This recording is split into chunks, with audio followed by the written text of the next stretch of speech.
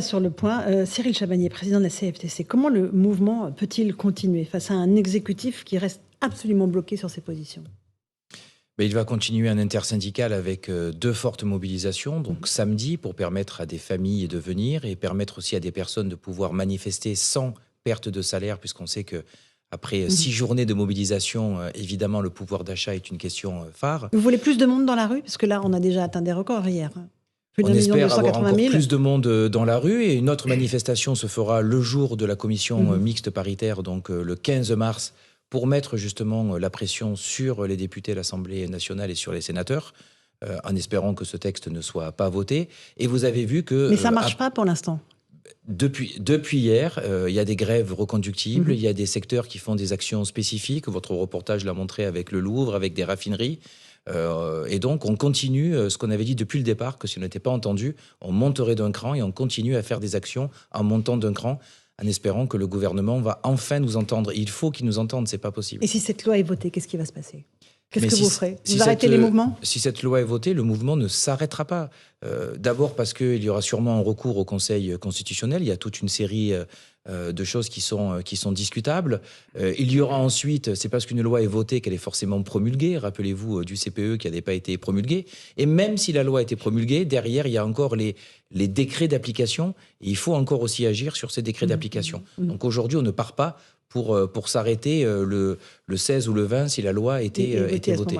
William Martinet, la France Insoumise, comment est-ce que les syndicats se heurtent à un mur, le mur de l'exécutif qui dit non, on ne bougera pas sur la mesure de 62 à 64 ans de report? D'abord, peut-on dire une chose? Le mouvement social qui se déroule a un caractère absolument exceptionnel, historique. De mémoire des syndicalistes, la dernière fois qu'un mouvement social était aussi puissant, c'était les grèves de 95. Oui. Déjà à l'époque, contre un projet de réforme des retraites que les syndicats avaient réussi à faire retirer. Donc c'était il y a plus de 30 ans. Donc là, on est engagé dans une grève reconductible. C'était la deuxième journée aujourd'hui.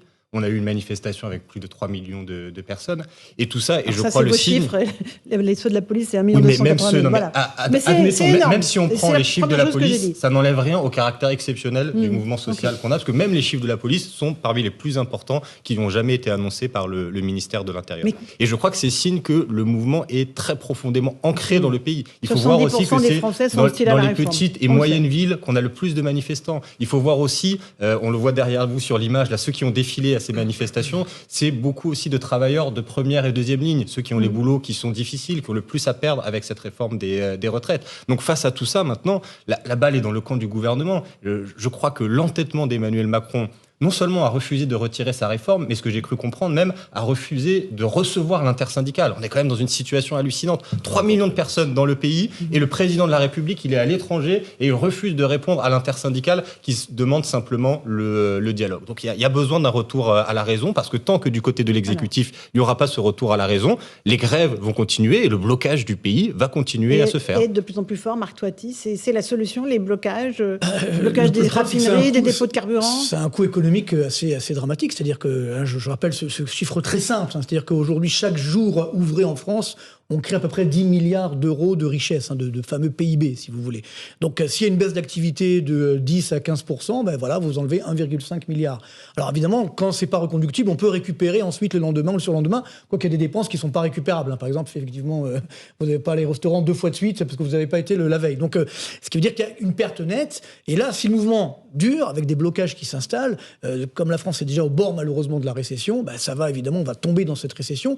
Et j'ai envie de dire, le gouvernement, il est pris à son propre piège aujourd'hui, parce que en fait, si je dirais la grève continue, les blocages continuent, à ce moment-là, je pense que la France peut retomber en récession.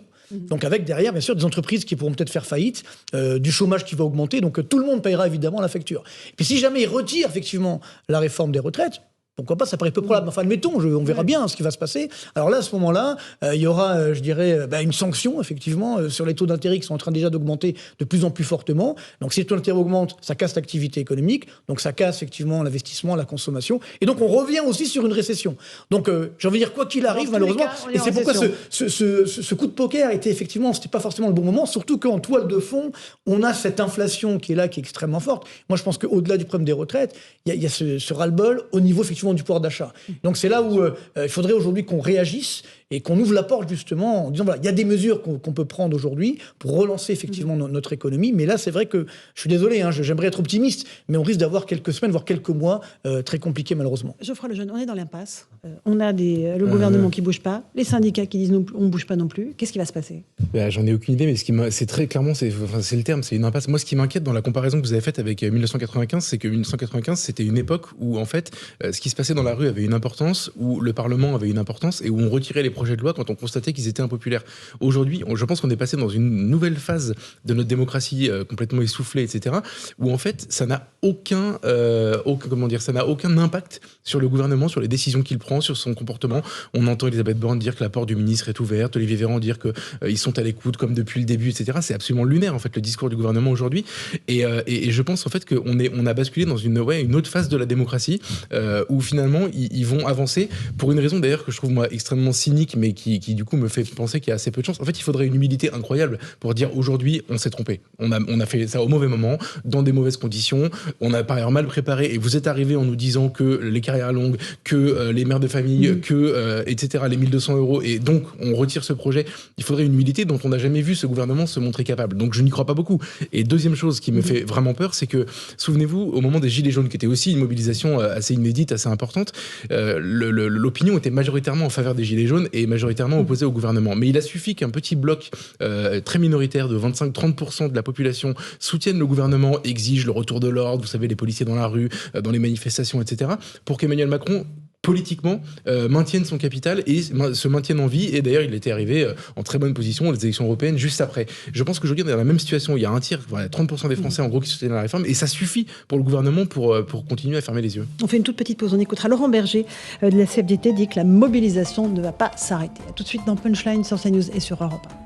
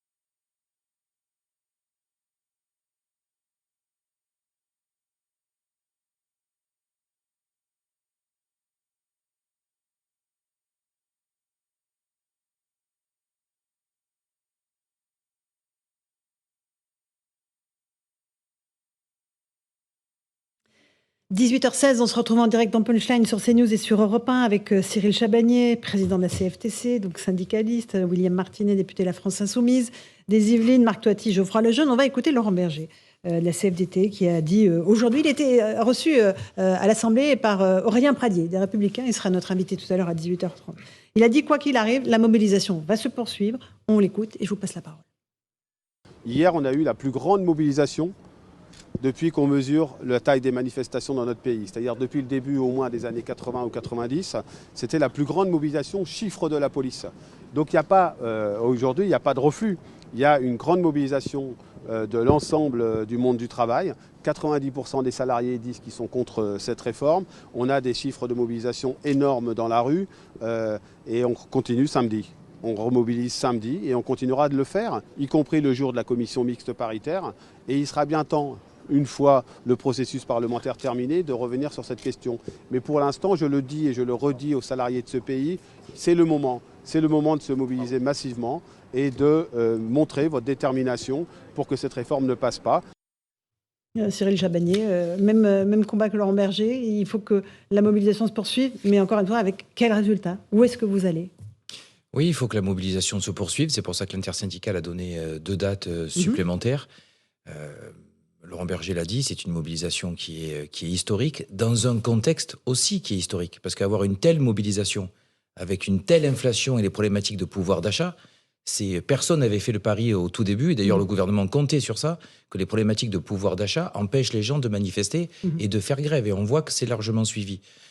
Aujourd'hui, encore une fois, on monte d'un cran, on continue. Il faut absolument que le gouvernement nous entende.